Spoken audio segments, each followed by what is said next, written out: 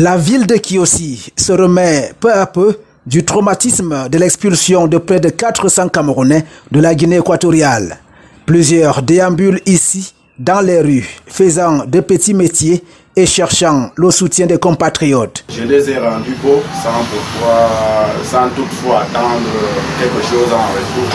Je peux dire que c'est ma part de participation, mais jusque-là, on sent vraiment que c'est très malheureux. Non, je vais expliquer à mes frères que là-bas, il faut rester ici dans ton propre pays. Il faut rester ici dans ton propre pays. Tu travailles, même si tu gagnes 100 francs par jour. Même si tu gagnes 100 francs par jour, il n'y a pas de problème. Malheureusement, ces conseils tombent généralement dans les oreilles de sourds. C'est une ville de Kiossi à l'apparence calme et sereine. Mais au fait, ces Camerounais expulsés vivent avec la peur dans le ventre. Ils préfèrent, disent-ils, retourner chez leur maître fouettard malgré qu'ils aient perdu toute leur fortune. Ils préfèrent encore vivre en Guinée équatoriale que de vivre au Cameroun. Plusieurs pensent que cette situation préjudiciable tient de la gouvernance du pays. Ça doit réellement attirer l'attention de nos gouvernants. Pourquoi est-ce que les jeunes sont obligés? Chaque jour, on dit que les jeunes meurent à la mer, partent mourir au désert. Et ils ne font que partir. C'est une façon de dire que ça ne va pas dans le pays.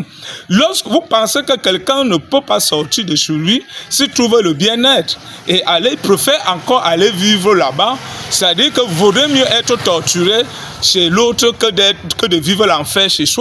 Pendant que les expulsés cherchent des failles pour retourner en Guinée équatoriale, les hommes passent des nuits à la belle étoile et les femmes, pour la plupart, se livrent à la prostitution.